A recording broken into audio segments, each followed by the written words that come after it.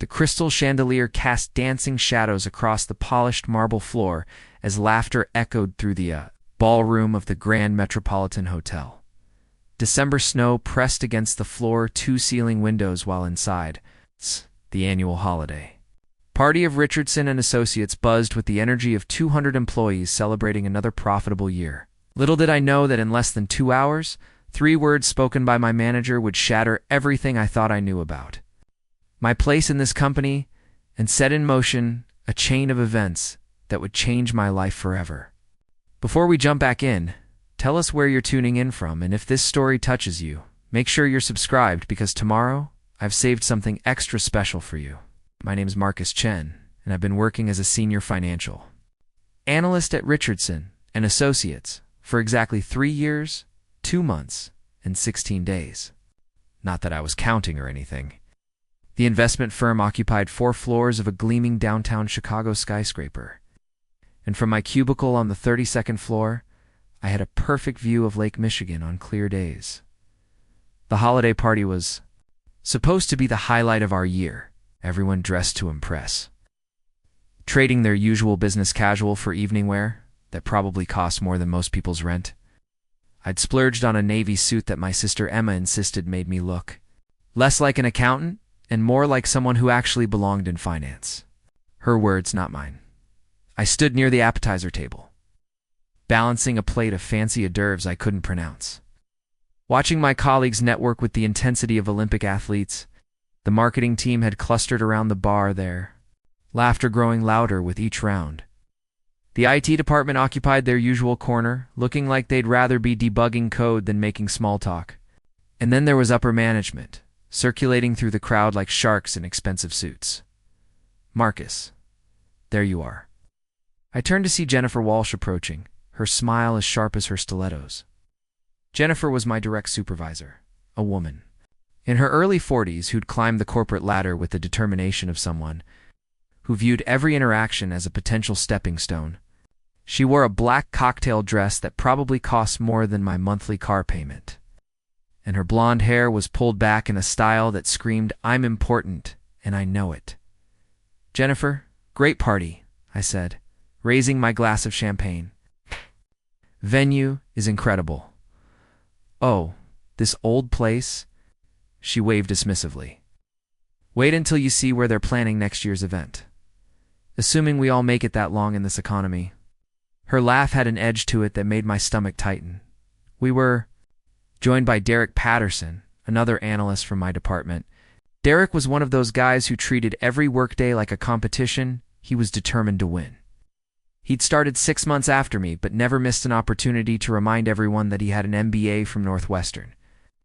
"Marcus, I was just telling Jennifer about the Morrison account," Derek said, his voice carrying that particular tone that meant he was about to throw me under the bus. "Interesting approach you took with the risk assessment." I felt my jaw clench. The Morrison account had been a nightmare from day one. A mid-sized manufacturing company looking to expand into overseas markets, they'd provided incomplete financial data and changed their requirements 3 times. I'd spent countless late nights trying to make sense of their numbers. And while my final report wasn't perfect, it was thorough and accurate given the information available. The client seemed satisfied with the analysis. I replied carefully. "Oh, I'm sure they were," Derek continued, his smile not quite reaching his eyes. Though I did notice a few areas where we might have been more aggressive with our projections. Just thinking about maximizing returns, you know? Jennifer nodded thoughtfully. Derek does have a point. In this business, sometimes you have to be willing to take calculated risks. Push the envelope a little. I took a sip of champagne, using the moment to choose my words carefully. I believe in being conservative with client funds. The Morrison family has been saving for 20 years to expand their business. They trusted us with their entire future. And that's exactly the problem, Jennifer said, her voice dropping to a tone that made several nearby conversations pause. "You're too cautious, Marcus, to safe. In finance, safe doesn't generate the kind of returns that keep clients happy or partners impressed." The circle around us had grown larger. I could see faces turning in our direction, colleagues who'd been engaged in their own conversations now. tuning in to what was clearly becoming a very public discussion. "I'd rather be cautious than reckless with someone's life savings," said, feeling heat rise in my cheeks. Derek let out a soft chuckle. See, that's the difference between thinking like an employee and thinking like a leader. Leaders understand that you can't make an omelet without breaking a few eggs. The Morrison family's retirement fund isn't an egg, Derek. No, but your attitude is exactly why you're still in the same position you were 3 years ago, Jennifer interjected, her voice cutting through the ambient party noise like a blade. "You lack the killer instinct that separates the wheat from the chaff in this industry." The conversations around us had stopped entirely now. I could feel dozens of eyes on us, my colleagues watching this public dressing down with the horrified fascination of drivers passing a car accident. "Jennifer, maybe we should discuss this in private." "Oh, I think everyone here can benefit from this conversation," she said, her voice rising slightly. "Marcus, you're a perfectly adequate analyst. Show up on time, you follow instructions, you don't make waves. Adequate isn't what builds careers. Adequate is what we settle for when we can't find better." My mouth went dry. The champagne glass in my hand suddenly felt impossibly heavy. "The truth is," Jennifer continued, her eyes scanning the faces around us as if she were delivering a lecture, "Marcus represents exactly the kind of employee who thinks job security comes from playing it safe. But in today's market, safety is dangerous. Safe is stagnant. Safe is..." She paused, letting the silence stretch until it became unbearable. "Easily replaceable." The words hit me like a physical blow. Around us, the party continued the clink of glasses, the murmur of distant conversations, the soft jazz playing from hidden speakers but in our little circle. The silence was deafening.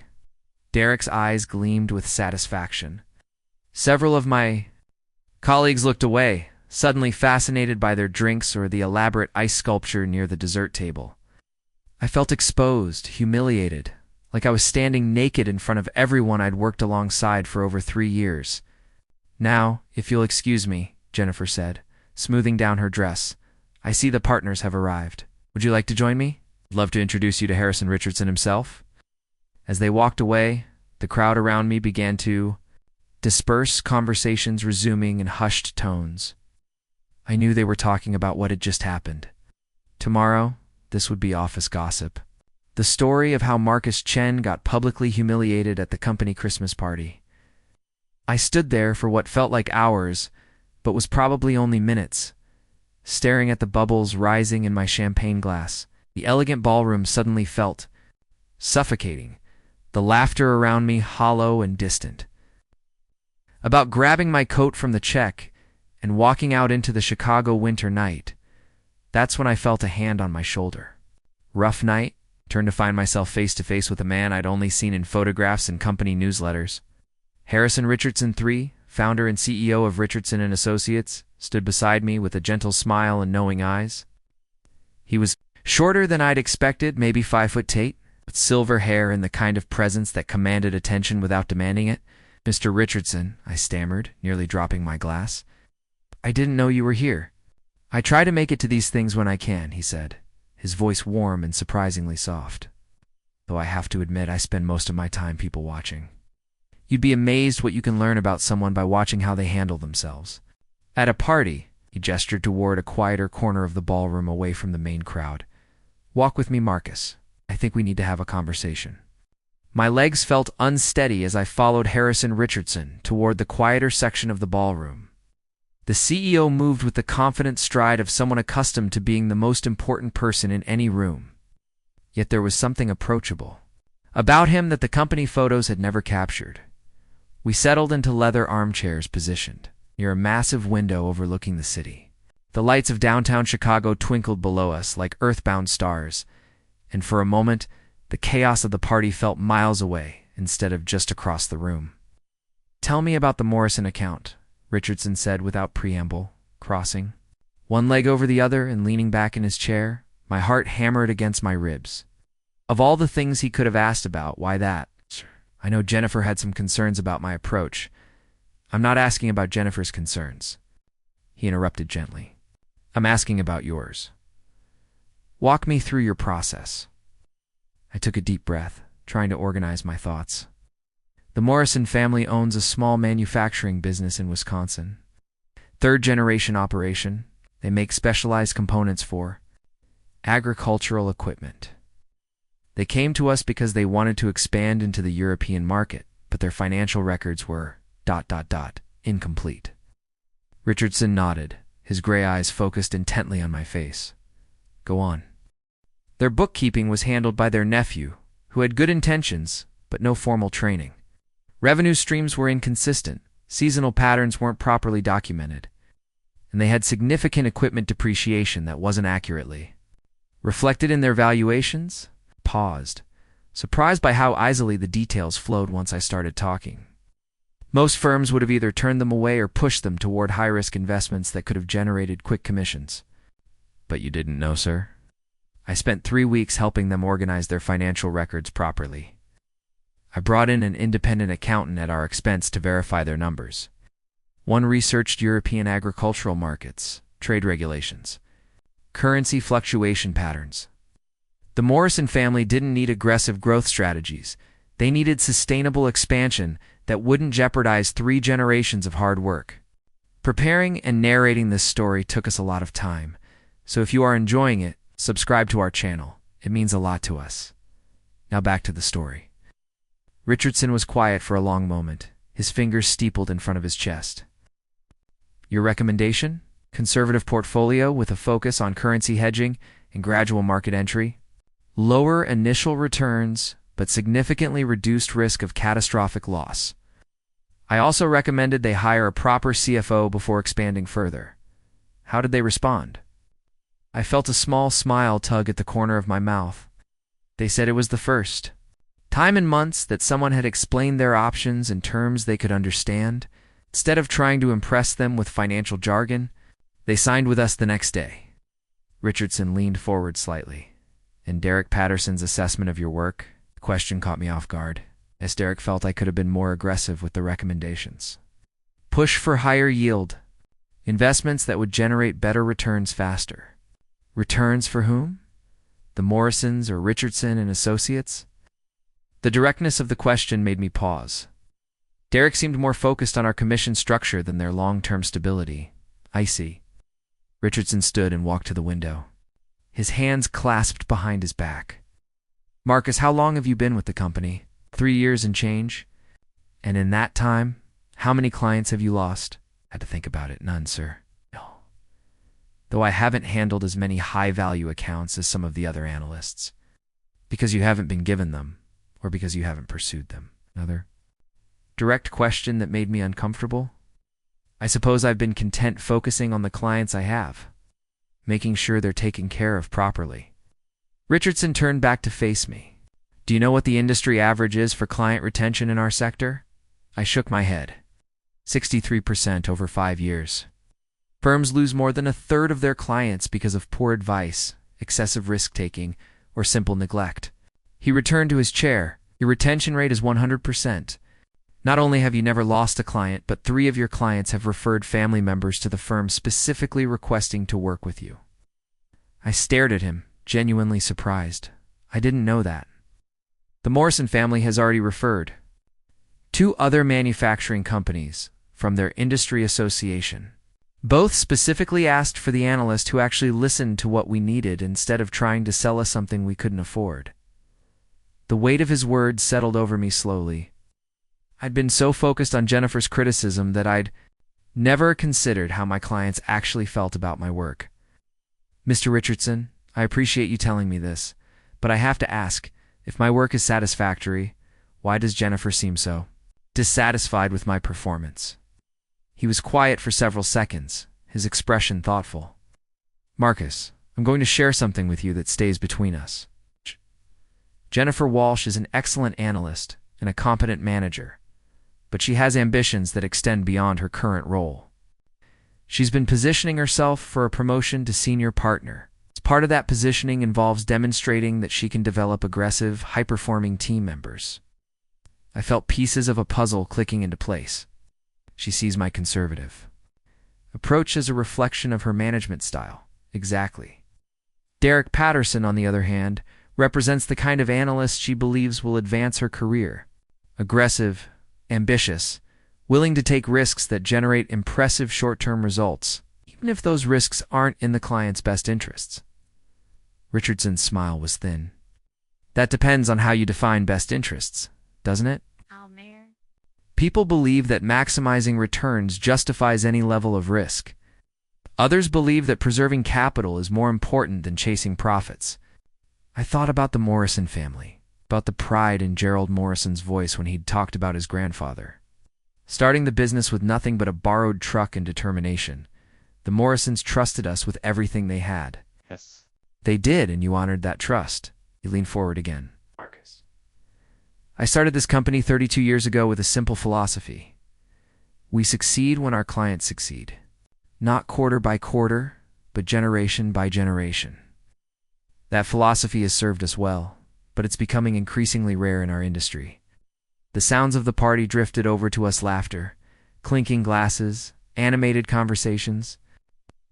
Could see Jennifer and Derek near the bar, surrounded by several senior associates. Jennifer was gesturing animatedly, clearly holding court. "Sir, can I ask you something?" "Of course." "Were you planning to speak with me tonight, or was this ... gestured vaguely toward the party, a coincidence? Richardson's chuckle was warm and genuine. "Marcus, I've been watching your work for the past 18 months. The Morrison account wasn't the first time you've prioritized client welfare over commission potential. The Hendricks retirement portfolio, the Patel family trust, the Williams estate planning, you have a pattern of putting client needs first. You've been reviewing my cases. I review everyone's cases. It's my company." His expression grew serious. "But your cases stood out for a different reason. In an industry increasingly focused on quarterly profits and aggressive growth targets, you've quietly built something much more valuable: genuine client relationships based on trust and competence." I felt overwhelmed by the information he was sharing. I just try to do right by people. And that's exactly why I wanted to talk with you tonight. Richardson glanced toward the main party, where Jennifer's laughter rang out above the general noise. "Marcus, I'm going to ask you to consider something, and I want you to think carefully before you answer." The seriousness in his tone made my pulse quicken. "Yes, sir." "How would you feel about a significant change in your role here at Richardson and Associates?" Before I could respond, Derek Patterson appeared at my elbow, slightly out of breath and with the flushed look of someone who'd been drinking steadily for several hours. "Marcus, there you are. Jennifer's been looking for you." His eyes widened as he noticed Richardson. "Oh, Mr. Richardson. I didn't realize you were here. Derek Patterson, senior financial analyst. I don't think we've been formally introduced." Richardson's expression remained pleasant but professional. "Mr. Patterson, I was just having a conversation with Marcus about client relations." Derek's smile faltered slightly. "Well, I hope he mentioned how collaborative our team is. We all work together to ensure our clients get the best possible outcomes." "Indeed," Richardson replied. "Though I understand you had some concerns about Marcus's approach to the Morrison account." The question hung in the air like a challenge. Derek's confident demeanor wavered as he realized he was walking into territory he didn't fully understand. "Well, I just thought there might have been opportunities for more aggressive growth strategies. ... double quotes. Richardson nodded slowly. "You think the Morrison family would feel about aggressive growth strategies with their life savings?" The color drained from Derek's face as he began to understand that this conversation wasn't going the way he'd anticipated. Derek's face cycled through several shades of red as he struggled to find an appropriate response to Richardson's question. The CEO waited patiently, his expression neutral but expectant. While I sat frozen in my chair watching this unexpected confrontation unfold, well, the Morrison family obviously wants the best returns possible on their investment. Derek stammered, his earlier confidence evaporating. "I was simply suggesting that there might have been more profitable opportunities." "More profitable? For whom?" Richardson's voice remained calm, but there was steel beneath the surface. "For everyone involved, naturally. Higher returns benefit both the client and the firm." Richardson leaned back in his chair, his gray eyes studying Derek with the intensity of a scientist examining a specimen. Mr. Patterson, let me ask you something. How many of your clients have renewed their contracts in the past year? Derek's Adam's apple bobbed as he swallowed hard. Several of them are transitioning to different investment strategies. That's an interesting way to phrase it. Marcus, remind me, what's your client renewal rate? I felt awkward being drawn into this verbal sparring match, but Richardson's direct gaze demanded an answer. All of my clients have renewed, sir. Most have increased their investment amounts and referrals. 5 new clients in the past 18 months, all through existing client recommendations. Richardson nodded, then turned back to Derek. Mr. Patterson, how many referrals have you generated in the same period? The silence stretched uncomfortably long. Derek's mouth opened and closed like a fish, gasping for air. Finally he managed, "The market has been challenging for new client acquisition." Indeed, it has, Richardson agreed, which makes client retention and organic growth through referrals even more valuable, wouldn't you say? Before Derek could respond, Jennifer Walsh materialized beside us, her sharp heels clicking against the marble floor. She moved with the predatory grace of someone who'd sensed trouble and come to investigate. Mr. Richardson, what a pleasant surprise to see you here tonight. Her smile was dazzling, but I caught the slight edge in her voice. I hope Derek and Marcus haven't been monopolizing your time. Not at all, Jennifer. We were just discussing client management strategies. Very illuminating conversation. Jennifer's eyes flicked between Derek and me, clearly trying to assess what had transpired. Well, I'm sure both of my analysts have valuable perspectives to offer. We run a very collaborative department. So I understand, Richardson said. In fact, I was just asking Marcus about his thoughts on expanding his role within the organization. The words hit Jennifer like a physical blow. Her smile never wavered, but I saw her grip tighten on her champagne glass. Oh, what kind of expansion were you considering? That's still under discussion, Richardson replied smoothly. But I'm always interested in promoting talent that demonstrates exceptional client relationships and ethical judgment. Derek shifted uncomfortably beside us. Sir, if I may, I think it's important to consider all aspects of performance evaluation. Risk management, revenue generation, strategic thinking, absolutely, Richardson agreed. Take the Morrison account. For example, Derek, what was your assessment of the risk profile Marcus presented? Derek straightened, apparently thinking he was being thrown a lifeline. Too conservative.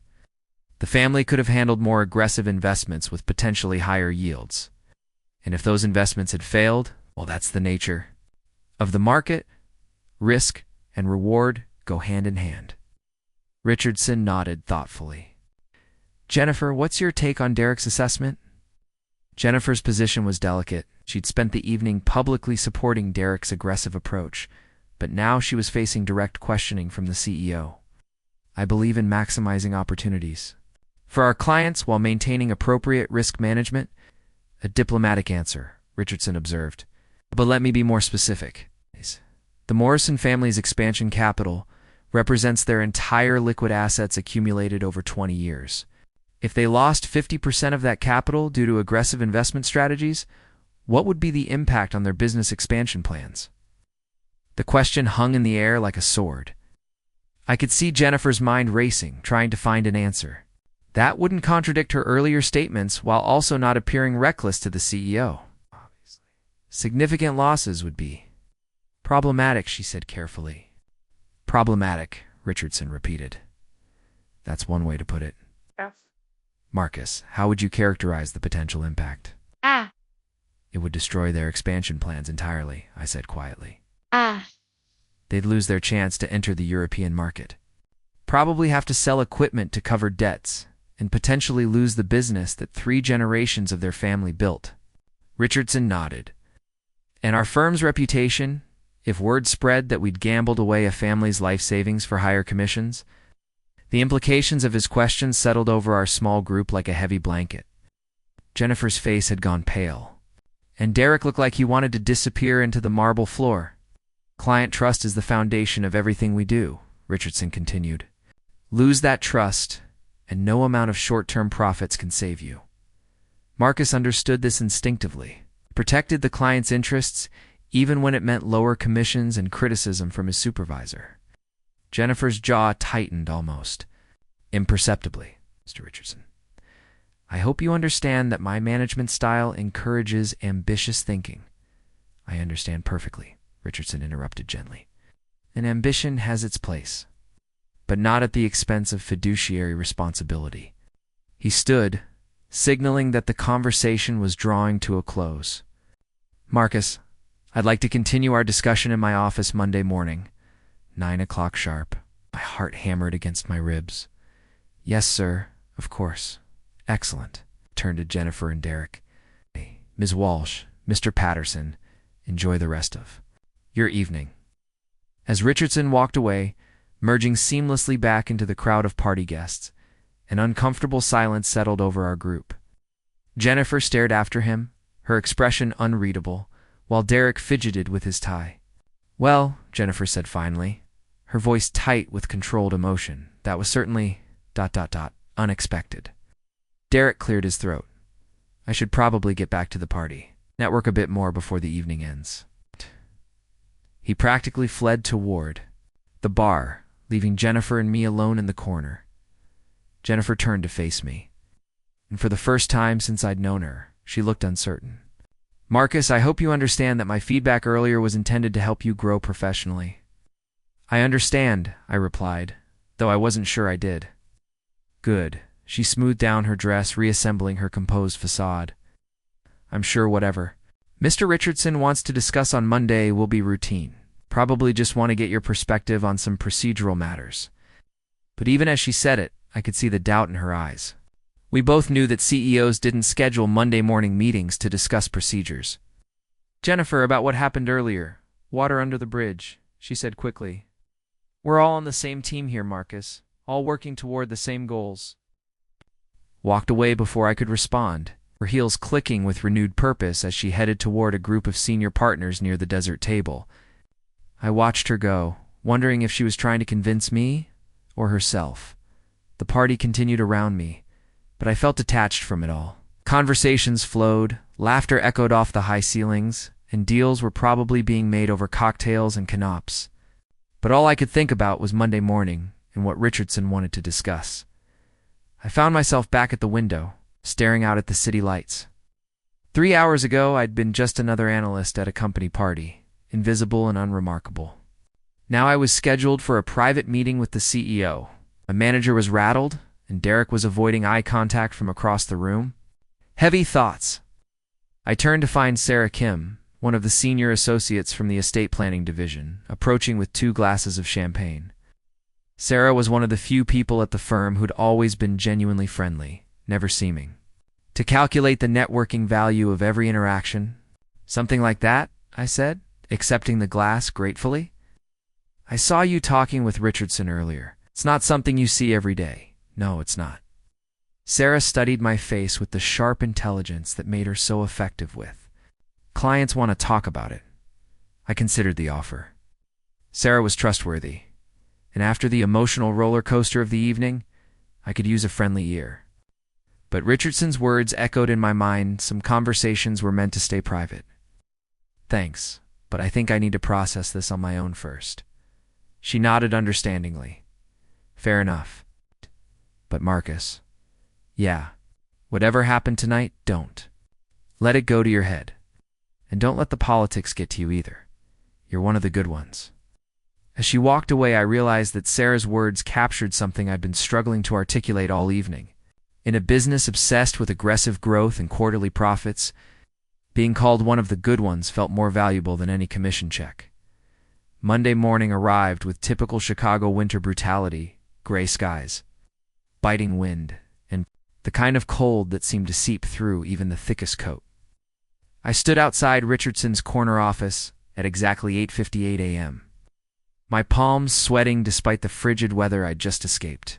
His assistant, Mrs. Rodriguez, smiled warmly and gestured toward the mahogany door. He's expecting you, Marcus. Go right in.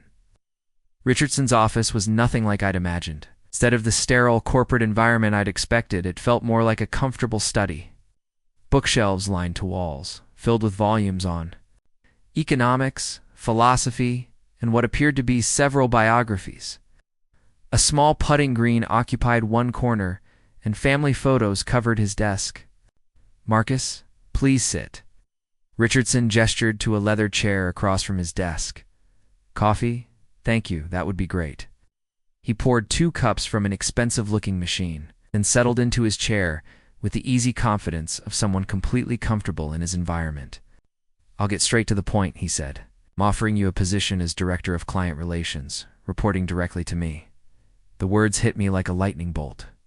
"Sir, That's incredibly generous, but the position comes with a 40% salary increase, equity participation, and your own team of 3 analysts. You'd be responsible for developing our client retention strategies and training new hires in ethical investment practices." I stared at him, speechless. Director level was 3 promotions above my current position. "There is one catch," Richardson continued. "You'd be bypassing the traditional management structure. Jennifer would no longer be your supervisor." The implications were staggering. "Mr. Richardson, this is an incredible opportunity, but I have to ask why me?" His smile was warm but serious. "Because in 32 years of running this company, I've learned that technical skills can be taught, but integrity cannot. You've demonstrated something that's becoming increasingly rare in our industry. The ability to put client welfare above personal profit. What about Jennifer? And Derek?"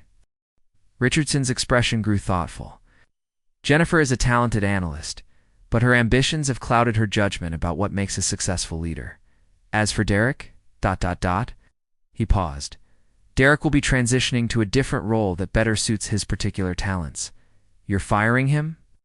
I'm reassigning him to our short-term trading division, where his aggressive approach might be more appropriate. He'll no longer handle long-term client relationships." The weight of what Richardson was offering settled over me. This wasn't just a promotion, it was a complete transformation of my career trajectory.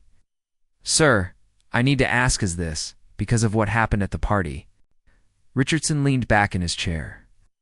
"Marcus, I've been planning this conversation for months. Friday night simply confirmed what I already knew about your character. When Jennifer called you easily replaceable, she couldn't have been more wrong. Analysts like you are the future of this industry." I thought about the Morrison family, about all the clients who trusted me with their life savings, about the phone calls from grateful families whose retirements I'd helped secure. "I accept," I said quietly. Richardson's smile broadened. "Excellent. Mrs. Rodriguez will have your new contract ready by end of day. Your first assignment is to develop a training program for our junior analysts on ethical client management." I stood to leave. Richardson called out one final time. "Marcus, that conversation we had about the Morrison family, I want you to remember that feeling. The pride in protecting something precious that someone else built. That's what real success looks like." Walking back to my desk, I passed Jennifer's office. She was on the phone, her voice tense and urgent. Through the glass, I could see Derek sitting across from her, her shoulders slumped in defeat. My phone buzzed with a text from Sarah Kim. "Heard through the grapevine you got some interesting news? Drink tonight to celebrate?" I smiled, typing. "Back. Absolutely. And Sarah, thanks for calling me one of the good ones. Turns out that matters more than I thought." 6 months later, my client retention program had become the gold standard for the industry. The Morrison family had successfully entered the European market, and Gerald Morrison had sent me a handwritten note. "Thank you for treating our dreams like they mattered."